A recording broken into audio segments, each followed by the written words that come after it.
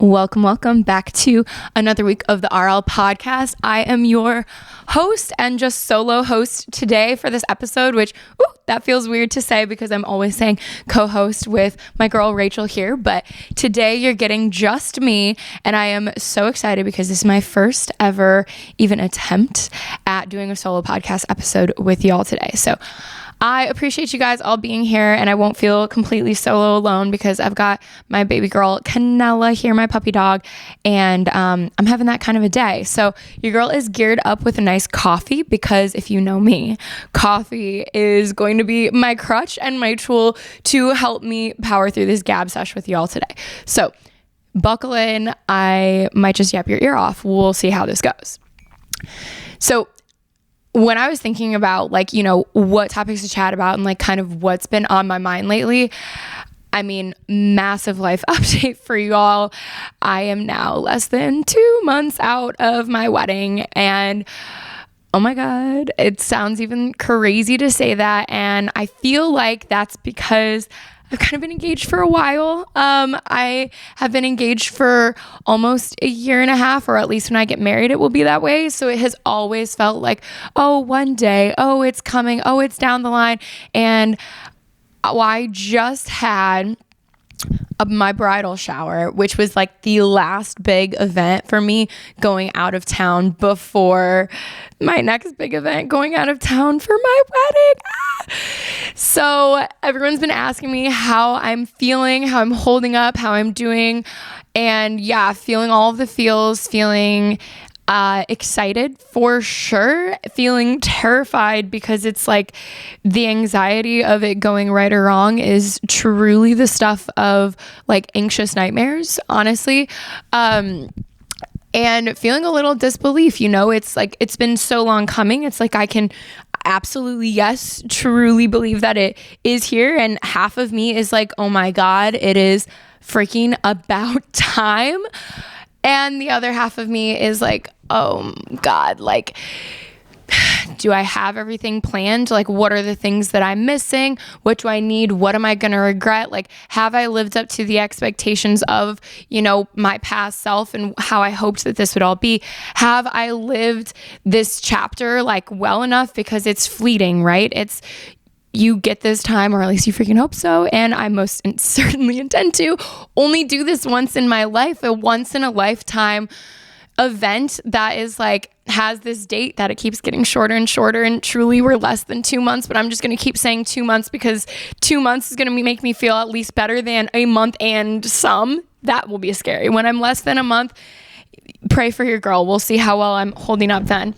But where I'm at with things right now, wedding wise, is I purposefully planned my wedding as a destination, all-inclusive resort, far away, have to take a plane to get there, specifically with the intention of being able to kind of cut myself off, if you will, knowing the amount of work or the amount of things and stuff that I would be trying to do or overdoing or overworking myself if I could just drive to my venue. I was telling my sister the other day, actually, I was if I could drive to my venue, I bet you I would do a drive by once a month, oh, it's still there, it's still standing, still exists, how's the weather today, and oh, can I see a bride popping out, how's the wedding going? I would be stalking my venue. I am just too controlling that. I had to cut myself off. And it was funny because I was telling my sister this, who has a very different type of personality to me, but she was still a bride, and she said that her venue was maybe, an hour-ish drive for her from her house.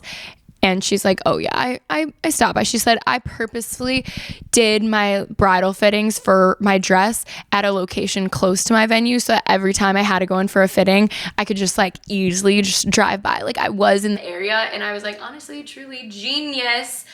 I would be absolutely doing the same thing right now. So needless to say, that was strategy on my part of trying to limit myself in the amount of work that I could do in it. At the same time, though, planning a wedding feels exhausting in this way of, oh my God, what am I missing? If I'm not doing something in a single day to work towards it, it feels like I'm missing something or I'm going to miss the boat. And again, I am a bit of an anxious kind of person. And so I understand that is kind of like the source of where all of these internal thoughts are coming from. So I've been really working from lists. My sister sat me down like a few months ago. God bless her for helping me out and giving me direction at this time, because I mean, y'all, I don't know how people function without a sister sometimes.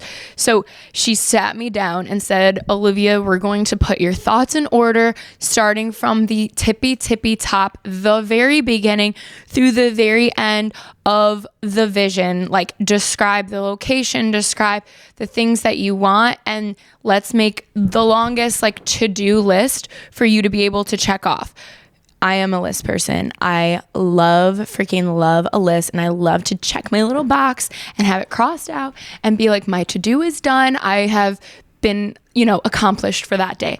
So I have been working from this list that she made me, and guys, a lot of things are crossed off. I'm like, people are asking me, oh, do you feel like you have a lot of stuff to do? And it's like, well, yeah, but like maybe little things. Or I mean, hell, I had like a freaking anxiety nightmare the other night of where my photographer just got up and like left in the middle of my ceremony. And then I had one of those just stress moments of like, oh my God, I don't know where my social security card is. Like, when you're an adult and you just start randomly being like, where the fuck is my birth certificate? And I need to know these things because I should be an adult functioning in the world. And oh my God, do I need that to get my marriage license? How am I going to actually make this all work, right? So I have like small to-dos on my list and small sort of DIY-ish type of things, because with the all-inclusive resort where I'm getting married, they do kind of limit also the amount of things that you can bring, understandably so, because they would like for you to purchase it from them instead. I am, as a result, trying to keep it very, very simple and not doing a lot of decor, because I'm also like, okay, if I do less decor, I have like less things that could go wrong, or like less expectations that could end up being missed or missing the mark, and less things that I have to coordinate to matching each other when I can't see all of it like laid out in one place. And something that really, really helps that aspect is the fact that I'm not doing a bridal party, which I know I've chatted about minorly on this podcast before. But something that really helps with that is like, I took off my plate that I have to worry about what other people are wearing, how they're being styled, how their days are going to go, as well as, family has been asking me a lot, like, does everyone need to wear? And while I feel like I have strong visions on some things, I guess I'm really missing the mark on like having a strong vision on that. So I've just been really grateful for all of the women in my life, like helping pitch in and telling me, their 2 cents of like, oh no, you're going to want the men dressed like this or wearing this, or if we're taking family photos, you might want this or that. All good and valid points to bring up and to help me, like, again, check off a list. But the reality being of, I am so excited for the event in itself, but I'm also so excited for it to be over, and not in the way where I'm wishing it away in any means, but in the way of like, I can't wait to not wonder anymore, to not like keep wondering, like, is the resort going to be good to executing my vision? Is the photographer just going to be like the sweetest gem to work with? Are people going to like the food? Is the open bar going to be, easy to get a drink? And is our first dance going to go well? Is the DJ going to mess up the music? Because my fiance has a specific playlist that he really, really wants. He's like, why would a DJ deviate from my playlist? I'm like, because I kind of think you hire them for like their like 2 cents about the music. Either way, we have an upcoming meeting with the DJ. Hopefully we can get some of that sorted. But it's things like that that keeps me up at night, like wondering I'm just wondering, right? Like, are my shoes going to work out well? Like, are they going to be able to steam my dress and veil perfectly? Like, what are those little problems that I'm going to run into on the day? Because as much as so many people talk about, oh, it's the most perfect, beautiful day, the same amount of girls continue to talk about, and things will go wrong.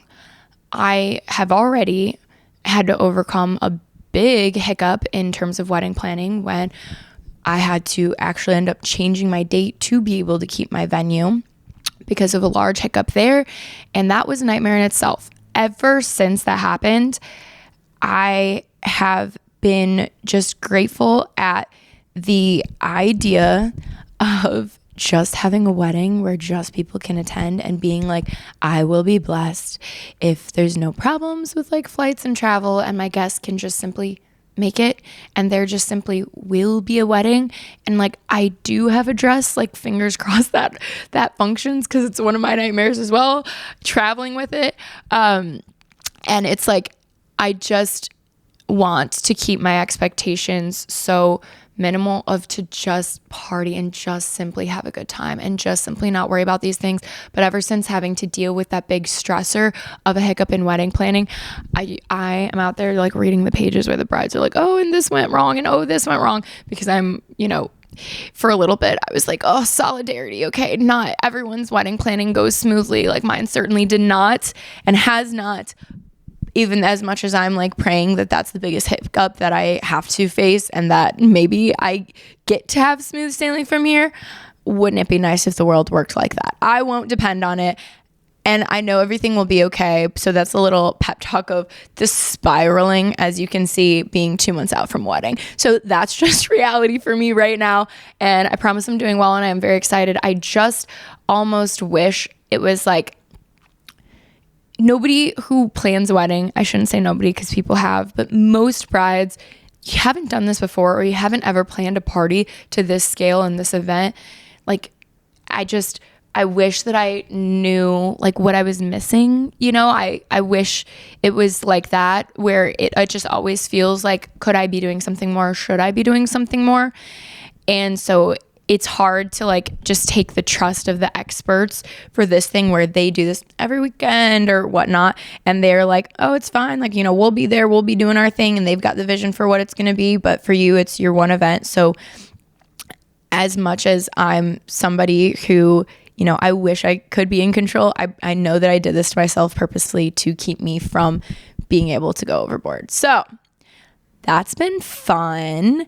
And if you know me well or have heard me chat about wedding stuff before, I feel like the whole wedding planning experience, which again, I am over a year deep in like this vision of what it's all going to be and trying to work out what plans I need to have.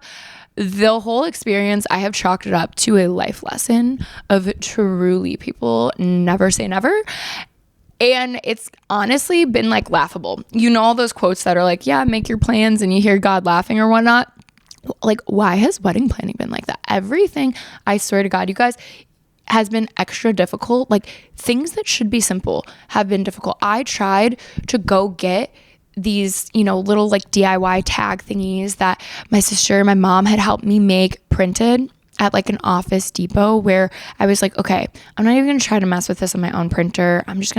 I'll pay the money to have somebody do it, simply just to make it like easier on me. Like, I will pay to have my time saved and like my mentality like not wrecked in trying to figure out my printer for front and back for these little thingamajigs that I was trying to make. I go to the Office Depot people, and they literally can't figure it out. I'm like, I'm so sorry. What you mean? Like, they're like, oh, like, the saturation. Oh, our machine this. And they keep printing me different versions. I'm like, okay, but that doesn't look like what I gave you. And they're like, okay, so what do you want to do? And I'm like, okay, well, I guess if you can't do it, I'm not going to pay for you to print it when it's not going to be right. So I just would love to know why anything associated with wedding planning has to have like 10 or 20 extra steps. That's just currently how it feels. Not losing my mind, I promise. However, my God, if life could give me that one simple answer of like when it's associated with a wedding, it's been wild. It's been truly, truly wild. But back to like how I was saying, this has been a just experience and life lesson of never say never. I mean, I have to just start at the beginning and tell you guys, which I'm sure many of you would already even just guess at hearing me talk this far, am kind of like a girly girl who has had a vision of my wedding, since I was a young girl, because I love the pretty, girly, sparkly, fun, princessy things, and I always have. So, don't yuck my yum about it. I am that kind of a gal, and I like what I like, and I'm plenty confident in saying that and knowing that, and just honestly diving into that side of myself. Okay, I am a girl's girl, feminine as all get out. I like that stuff. So yes, have had the Pinterest boards and the vision, and always said like, okay, I was going to, like if I have to have an extra long engagement to be able to afford what I need, I can do that. Okay, but then reality hits the fan, and reality is just hilarious. So I had always said, I have like a lot of extended family members who all live in Chicagoland. And so I've always said like, oh no, like I want to go get married in Chicago. Okay. Like I want to be the traditional, or even like get married in a church, which, knowing my fiance now, if you know him, you would understand how like laughable that is, the idea of getting married in a church, because the aspect of just formal like religion, or structured religion, however you want to say it doesn't mesh well with like his thoughts on like life in the world. And so it's like, that was never going to happen from meeting him, known that at the beginning in like an almost funny way. But then Chicago, I was like, I want to be able to, invite all of my family, and they all live up there. So like I need to get married in Chicago. Y'all, Chicago, I love, love, love, love her. My favorite city in the world, best city by far. Of course, bias perspective over here, but my God, is she expensive? Okay. Like I was going to be paying, double, triple some of the costs for things to be able, when I was like exploring things, right? Like I was getting quotes, when you're in your almost engaged era, that you kind of know things are coming. And so you start getting price requests, because if things are going to happen, you need to get a move on them. And these prices were jaw dropping and very difficult when it's in comparison to some other places. So I had to have the come to Jesus moment of, am I going to pay a premium to get married in this city so that I can invite a bunch of family members who might end up just not coming anyway? How would I feel if it went that way? I have friends and family, so does my fiance, who is not from Chicago, in many locations across the US. So the reality was, people are going to have to travel. They just simply are, to wherever we get married. My fiance would have loved a, wedding just in his hometown as well.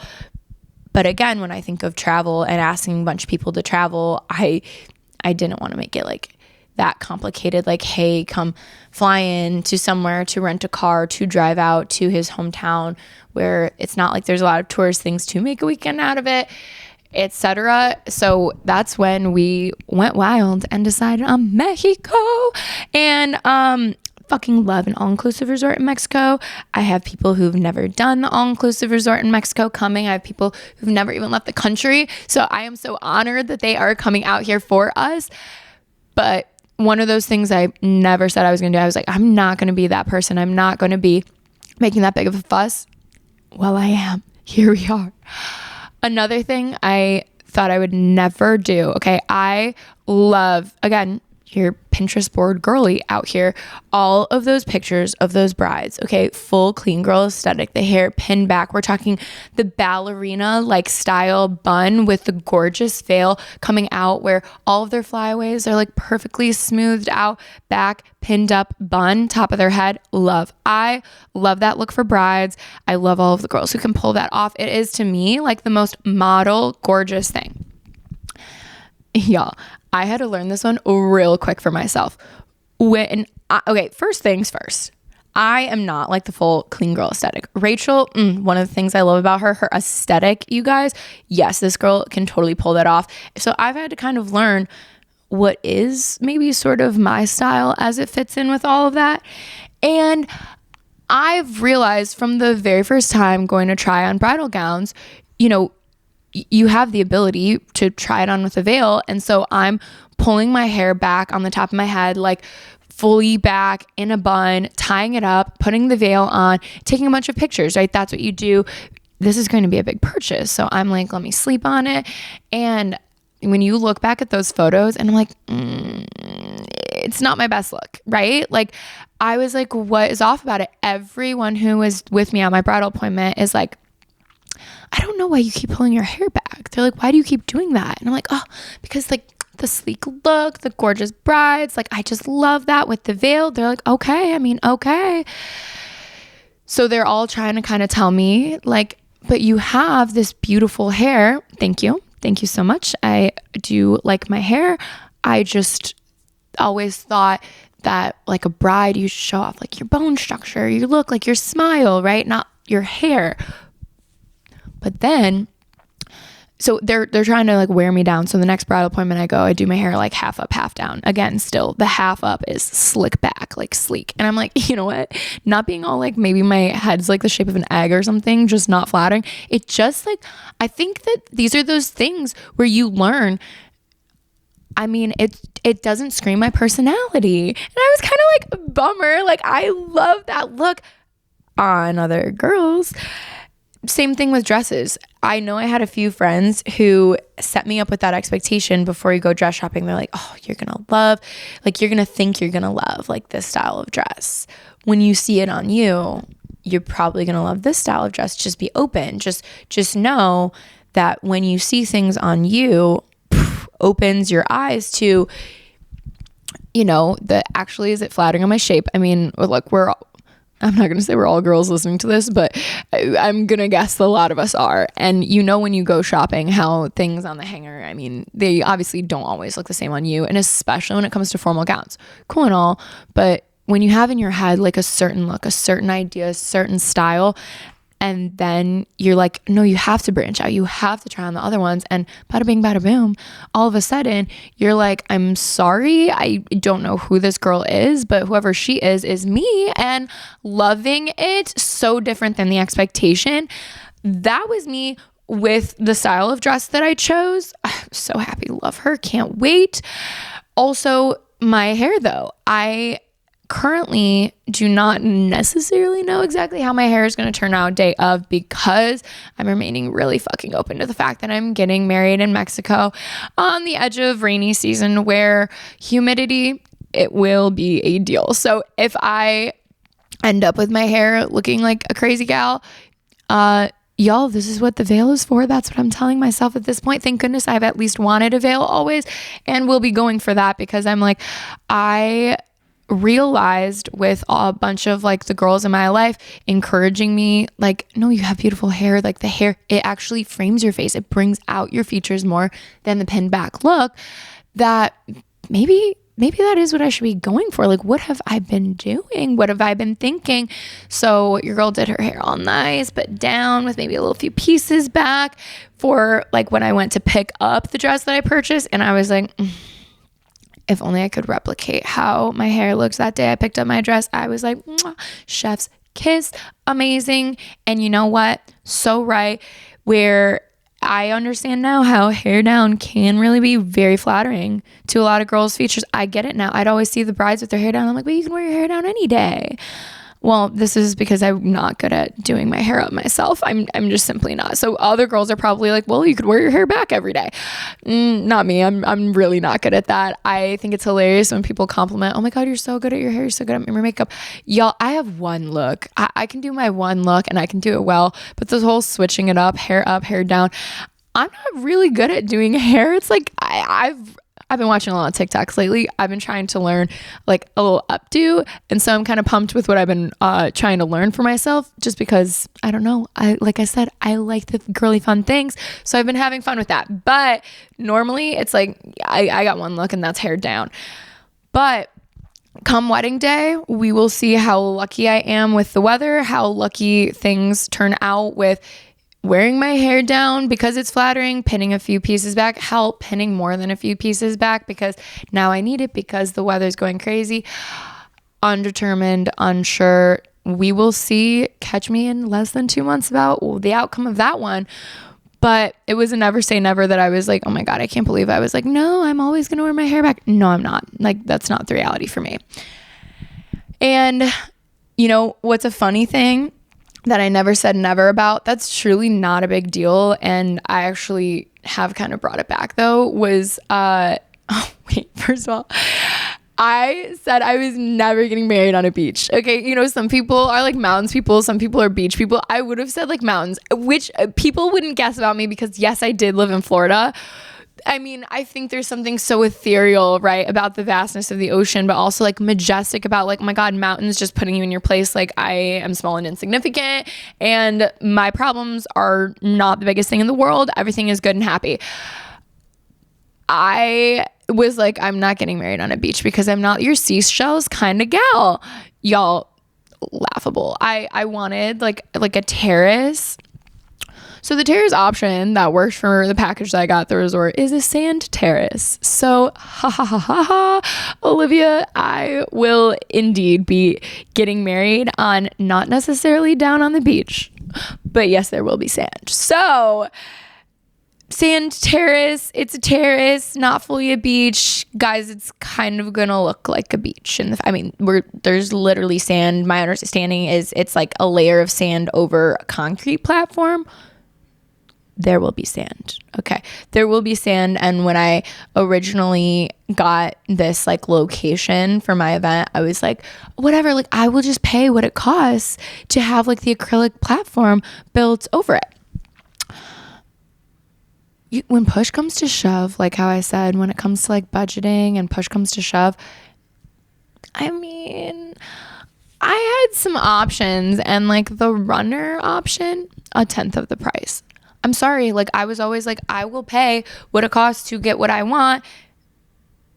You can say that until you actually have to make those decisions. And it's like push comes to shove about the value that it brings to you. And I'm like, I don't know that I'm getting 10 times the amount of value from the fancy acrylic platform as I am from like a nice aisle runner. 10 times, you guys, like, am I getting 10 times the amount of value? Yeah, I had to a little come to Jesus when it comes to, even if I was like a millionaire, how much does it like have the value to you versus like, I just want to party with my friends in Mexico. Like, let's just get the party on, right? And I just want to be focused on that and like enjoying the good vibes and the good energy with like my people and a lot of love. And so I was like, okay, we're moving on from that one. So yeah, sand terrace, LOL. Honestly, truly, here we are. But never saying never, another thing was with my package with the resort, what's included, I had mentioned this, I believe, before a few episodes back, a buffet. Oh, people love a buffet. People do. They love a buffet. I love a buffet. Okay. My welcome dinner at the resort will be buffet. I love that for the welcome dinner. I love that for the guests. But there's something just about like taking your seat at a wedding, like assigned seat so you know where to go, and then them like, you know, serving you a nice dish to eat and like having like the servers come around and you get to just be lost in conversation without the chaos of like, okay, and then this table goes, and then you're picking like, for me, whenever I'm at a buffet, it's like essentially, I mean, kind of girl dinner about it because I'm just picking like a few little maybe like appetizers or like tastes of everything because I want to taste it all. I feel like I'm a little foodie in that way where like I want to be like, what's good? But I had to like, when I do a buffet, I don't have like a full meal. I just kind of munch. So I really wanted people to have like a full meal, and I, for a few months, was just like, okay, well, buffet it is. It's a buffet. I said I would never do a buffet. I wanted the classiness of the plated, and I had let that go. And then I found out I could do plated. So that one was a plot twist. That wasn't a never say never, but it was a unlearning, like a vision that I thought I was tied to and attached to, where No, I'm not. Everything's fine. Truly not that big of a deal. Would have gone for it with no problem. But then I brought it back and I was able to do the plated and I was excited and happy. And they've cautioned me that the plated will take a lot more time to serve and cut into the dancing. So I feel like they're really trying to push a buffet on me. Like I said, just give me another cause for anxiety about. We will see how this goes. But it gets to a point where like you just got to make a decision. Signed, sealed, delivered, close up the package, call it a day, move the fuck on in your brain, and literally just sitting here praying, hoping, wishing, manifesting that it's all going to work out in the end. Everyone seems to promise it will. I mean, that's what I thought before the chaos of having to change my wedding date. So I'm just a little bit like, curious. We will see about that. Also something about being in your engaged era and wedding planning that, again, not wishing it away, but I'm going to be really excited to be on the other side of is I am sick of looking at white dresses. I am. Like, I think it's when you first get engaged, it's like, oh my gosh, yes, like social media target me with the ads and give me like the cutesy little things that, the earrings that say bride and the hat that's like I'm engaged or whatever the fuck. Okay, it's not like I ran and bought all of that. I did run and buy like a few things though, like a few white things because, you want your white, you're in your bridal era and like I said, it's fleeting, so dive in and enjoy.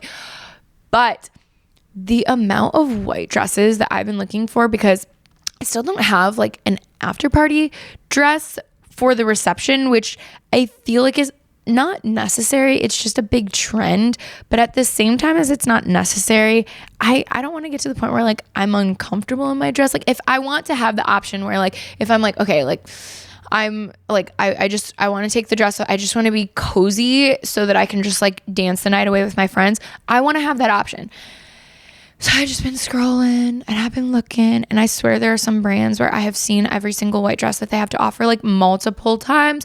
I have ordered, I have returned so many dresses. Okay, your girl has been on Amazon, your girl has been on Hello Molly, Selfie Leslie, the 12th Tribe, like all of these brands. I have seen everything that you got, and it's like, it's not like hitting me yet. Like I haven't found that one, which sucks because like, you have to do this time and time again when you're engaged, okay? Like, I get maybe not everyone's the level of like perfectionism that I have in my head that I just want for myself, but like, I want to fit a vibe. And so having like themed showers was like, okay, like what's like, let me scroll online. Like I want to find like the most fun, the perfect like white dress that like I'm going to feel the most confident in, because I'm sorry, but if you dress well, like, if you like what you're wearing, you like how you look, you feel good, you do good, you have a better time. So I'm like, I want to have something that I'm excited to wear so that I have a good time.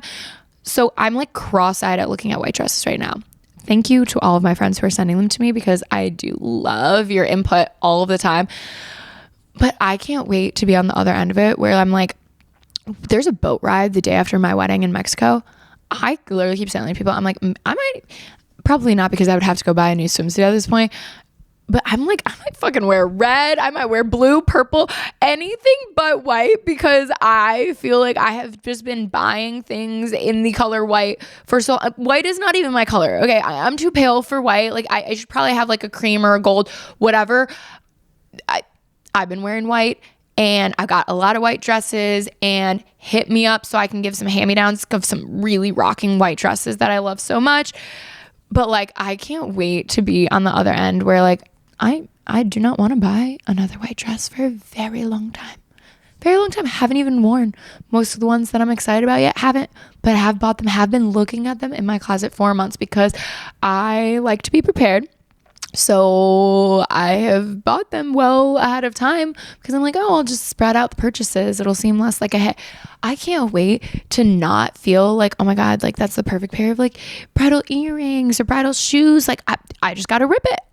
Got to try them on in person, and I can always return it if not. But like, it's just like when you are in this bridal era, I mean, I know some of my friends have like their specific like, and this is the bridal closet where I've got like my white swimsuit, my white like, night before, after party, like welcome dinner, freaking engagement photo shoot, shower with, my one side of the family shower with my girlfriends, bachelorette party dresses. I'm glad I didn't even do a bachelorette party, so I don't even have all of the white that goes with that.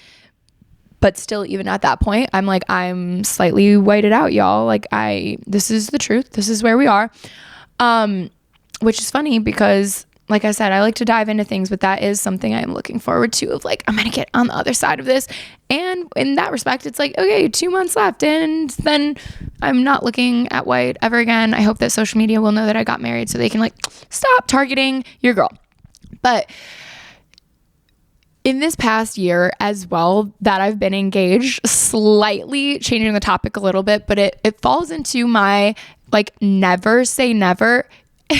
You all have been here with me on this journey. One of the very first episodes of the RL podcast, we talked about pets, and I was like, yeah, I'm not a pet person. I'm not gonna get a pet. I'm dog person, cat person. I don't know. I don't think that's me. I've never had that experience. My parents got a dog when I was 16, but it was known it was for my brother. It was my brother's dog, my brother's responsibility. I moved out, less than 2 years later off to college. So I was okay, that's a whole thing, just not for me, whatever. Y'all, never say never. I'm literally sitting right next to the most precious baby girl ever. And I know we shocked the world when we got our dog last November. But y'all, never say never. I was I'm not going to be the person. I'm not going to be the person that is in this long-term relationship and then goes and is oh, okay, I'm gonna have my dog just to settle into being nurturing before we decide to have kids.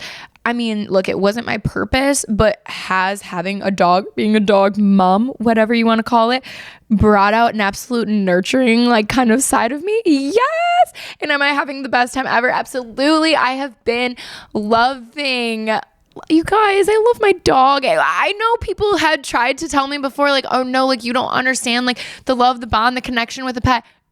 I truly did not on my radar. I was I don't want to be the person who's out with my friends and is I need to go home and feed my dog.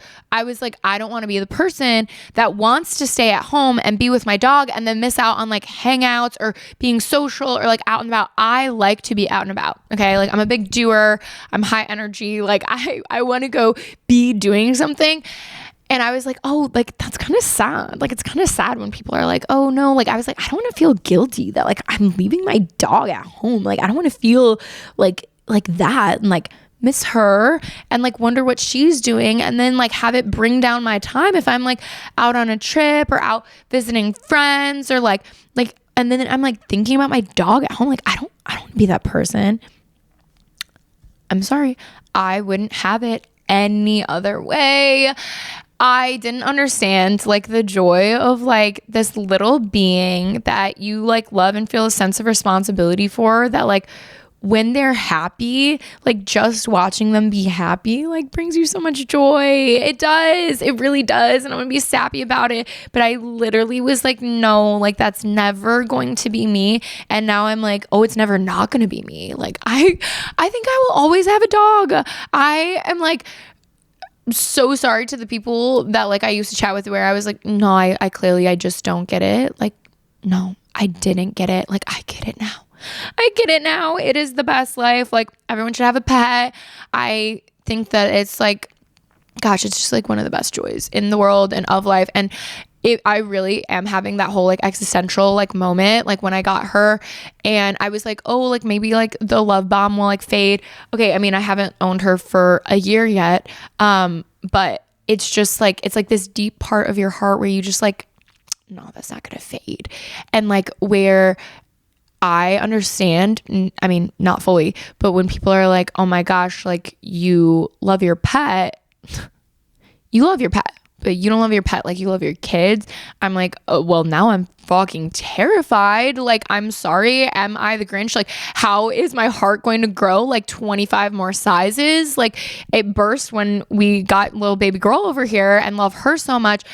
I can't even comprehend to all of the parents out there the way that your heart just like expands and grows for an actual human baby. When I'm like, I do love my dog. I will not pretend like she's even comparable to a human baby whatsoever.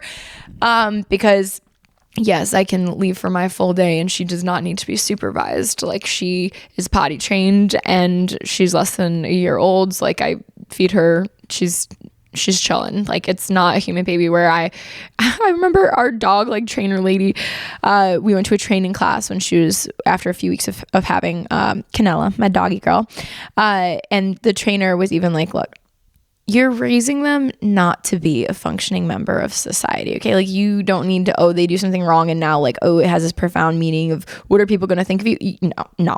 You're not raising a pet to be a member of society. You're raising them literally to be your best friend. So it's like, it's chill. It's chill. It's chill. It's full of love. It's truly one of the best things that I've done and the biggest highlights of this past year. And so it's been just hilarious to me, to myself, that this past year, there are so many things that I've like been like, nope, like I said I would never do that. And I'm abso-freaking-lutely doing that. So I will always remember, like, guys, just never say never. And that's been the biggest lesson on my minds lately. And with that, thank you all so much for listening, tuning in. Send me all your comments on it. I've obviously been over here kind of just gabbing out into the universe to all of our awesome listeners. So I'd love to hear from you as well if any of that struck a chord. Love you guys, and we'll be back chatting next week. Bye.